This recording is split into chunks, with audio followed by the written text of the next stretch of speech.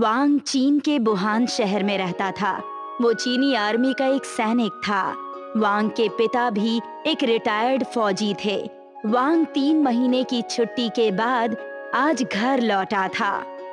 वांग के घर में उसकी पत्नी और पिता के अलावा कोई नहीं था। आओ बेटा आओ। इस बार तुम्हारी पोस्टिंग कहाँ पर थी बेटा? पोस्टिंग पिछले 2 महीने अरुणाचल प्रदेश के तवांग सेक्टर में थी। हमने इंडियन आर्मी पर हर तरह से अपना दबाव डाला, उनके जवानों को खूब परेशान भी किया, लेकिन वो इतनी आसानी से कब्जे में नहीं आने वाले। इंडिया पिछले कुछ वर्षों से ज्यादा ही उछल रहा है। हमें इंडियन आर्मी के जवानों के अंदर दहशत पैदा करनी होगी, तभी वो लोग तवांग सेक्टर से पीछे हटेंगे। तुम थके हुए होगे बेटा, अब तुम जाकर आराम करो। हमारी शादी को 2 साल हो चुके हैं। अब हमें बच्चा प्लान कर लेना चाहिए। वैसे भी हमारे देश की आबादी बूढ़ी हो रही है। अभी हमारी उम्र बहुत ज्यादा नहीं हो गई है जो तुम बच्चे के लिए इतनी चिंतित हो, लेकिन मैं इस बारे में सोचता हूँ। फिलहाल तो मुझे नींद आ रही है। क्या हम कल बात करें? कल करके तो तुम्हारी सारी छुट्टियां निकल जाएंगी। तुम्हें जल्द से जल्द इस बारे में कोई निश्चित फैसला लेना चाहिए। कुछ देर बाद वांग सो गया। उसकी पत्नी किन को नींद नहीं आ रही थी। वो टॉयलेट जाने के लिए उठी। उसने अपनी चप्पलें ढूंढी, लेकिन चप्पलें बेडरूम में नहीं थी। लगता है चप्पलें लॉन में ही रह गईं। मैं वांग के जूते ही पहनकर चली जाती हूँ। किन ने जब जूते पैर में डाला तो उसे कुछ गीला गीला महसूस हुआ। किन ने जब जूते से अपना पैर बाहर निकाला तो उसने देखा कि उसका पैर खून में सना हुआ है। क्या हुआ किन? क्यों चिल्लाई? क्या कोई चूहा तुम्हारे पैर पर चढ़ गया?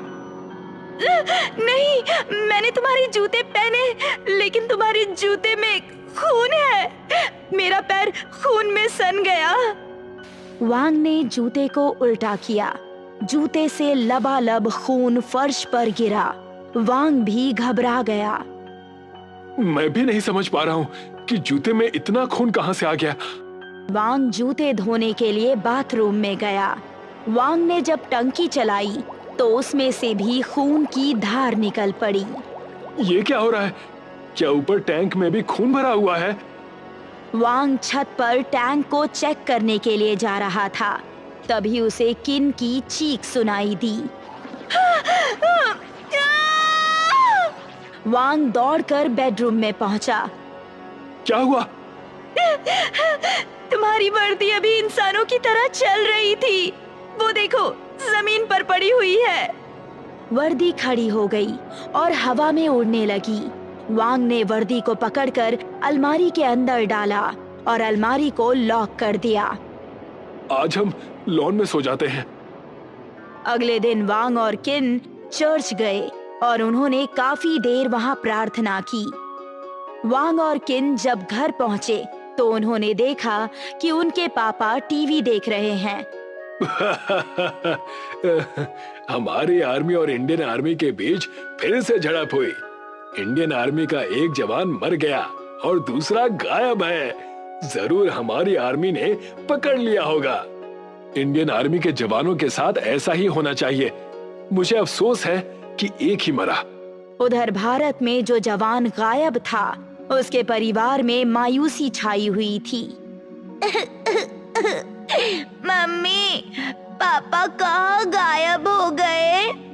रो मत बेटा, सरकार उन्हें ढूंढ रही है।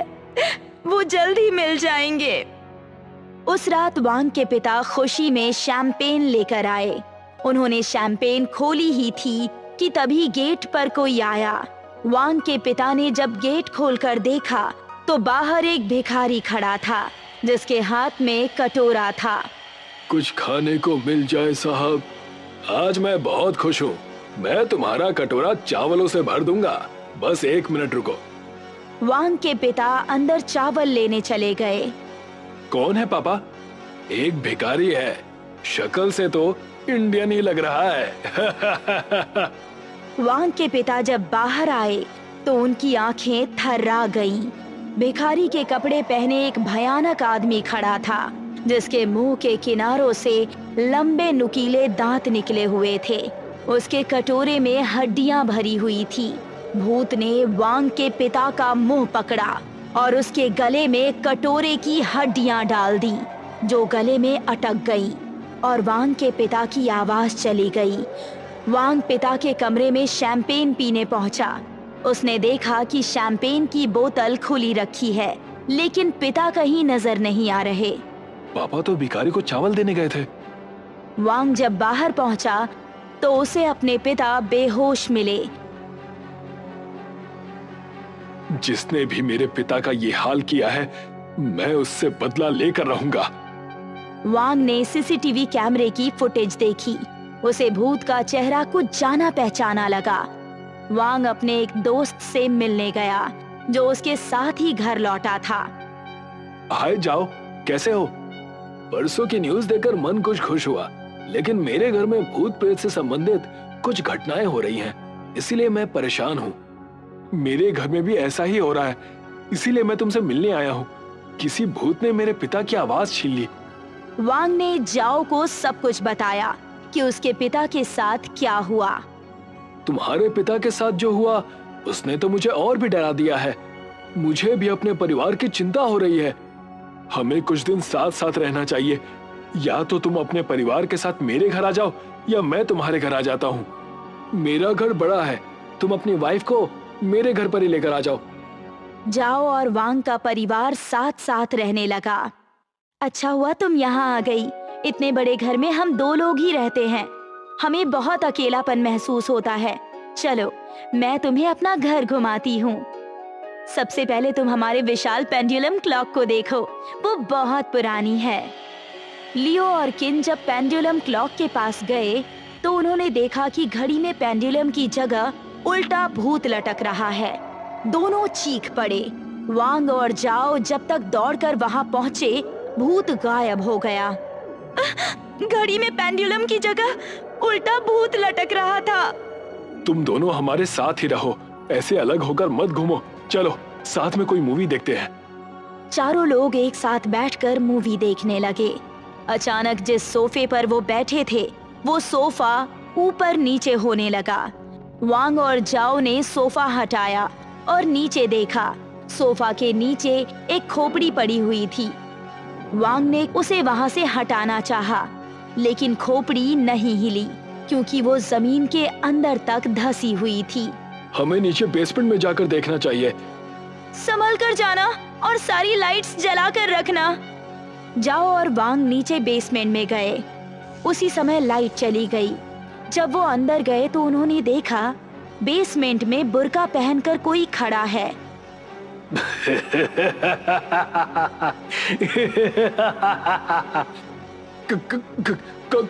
कौन हो तुम? बुर्का सिर्फ हंसे जा रहा था, कुछ बोल नहीं रहा था। वांग ने पास ही रखी एक कुल्हाड़ी उठा ली। आज इसे काट ही डालते हैं। मुझे काटने से पहले जरा मेरा चेहरा तो देख ले, तुझे कुछ याद आ जाएगा।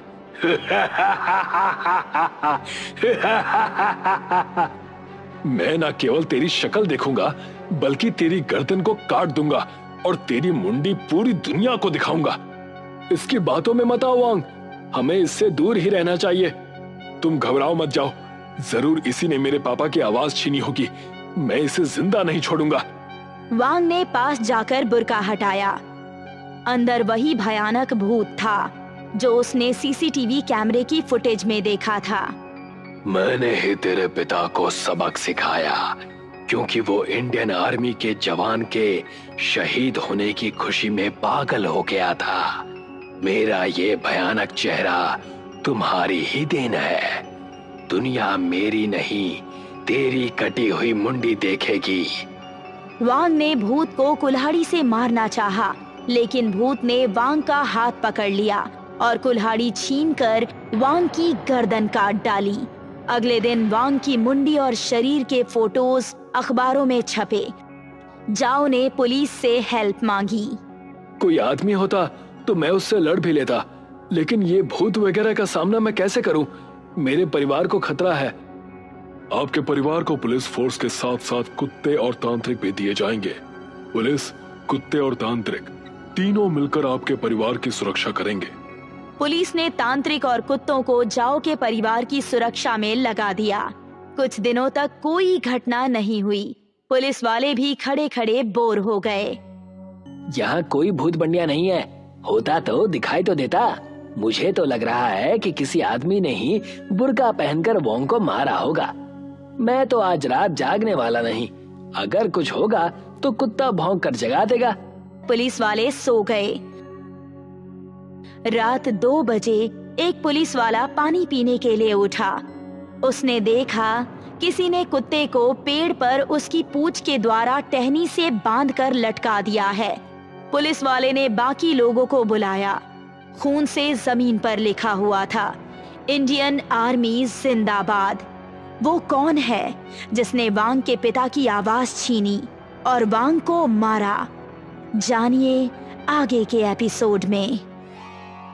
एरोप्लेन में बैठे यात्री यात्रा का आनंद ले रहे थे।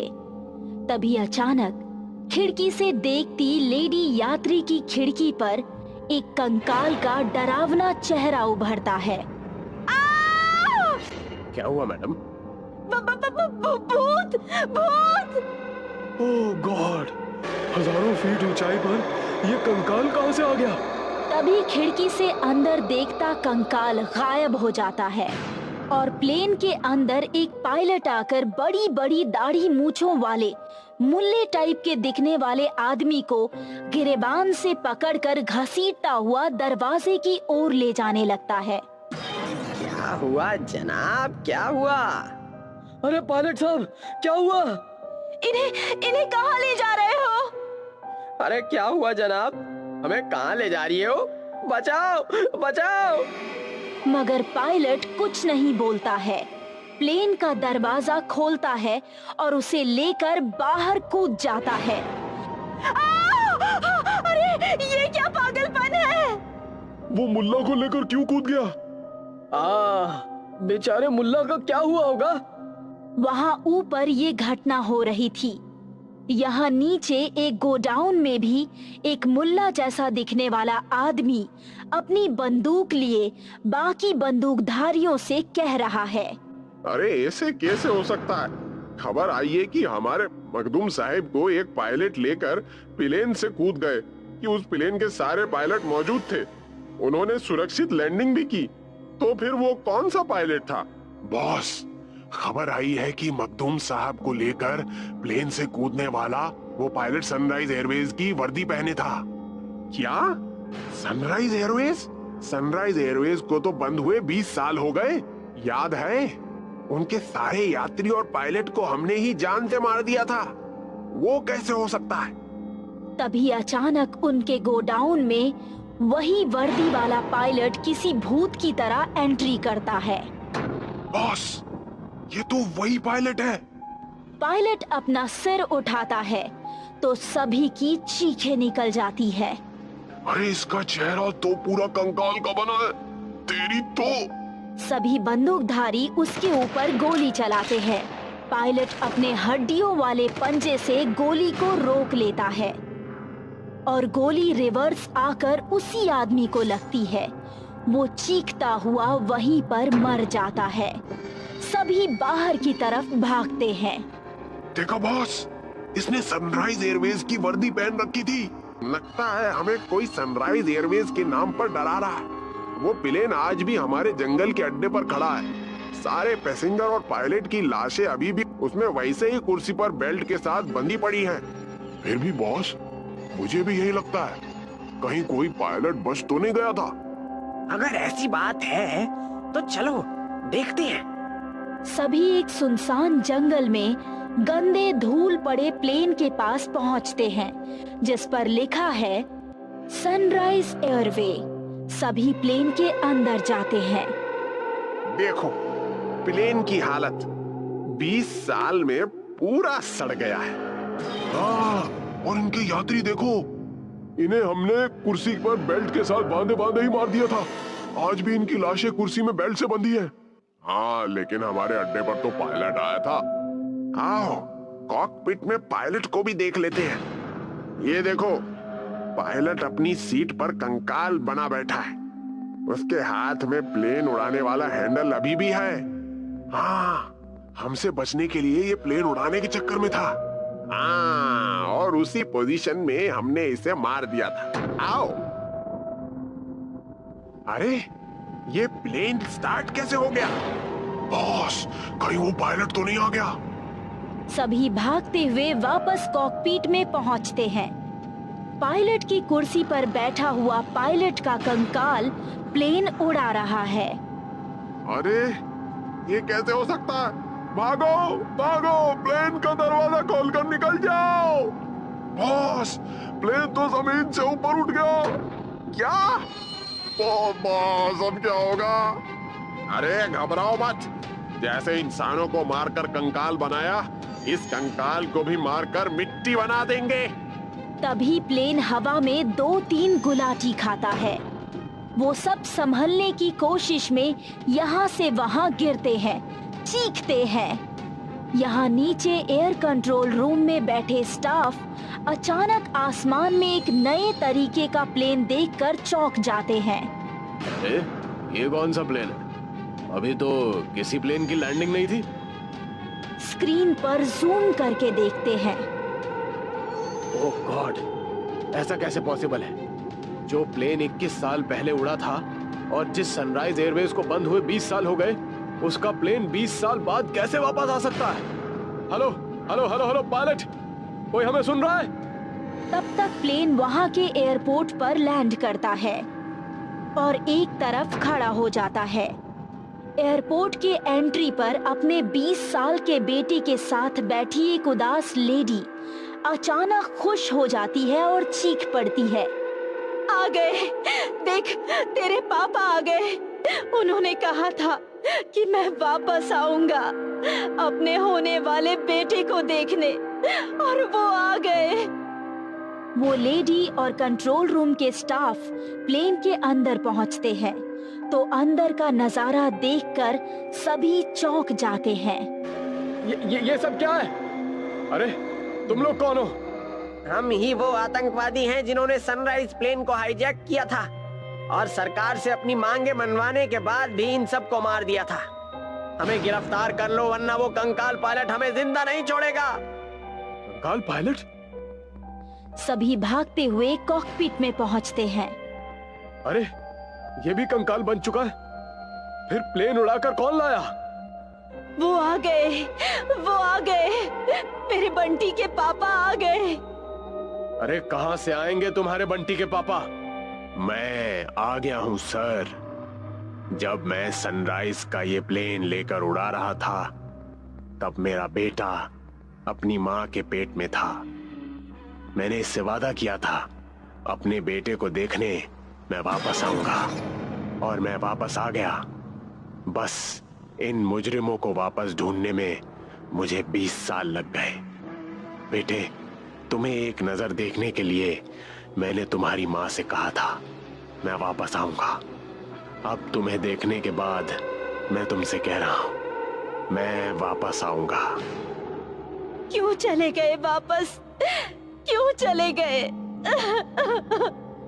सच कहा है किसी ने, कई बार इंसान अपनी जान जाने के बाद भी अपना वादा निभाने और अपनों को देखने जरूर आता है।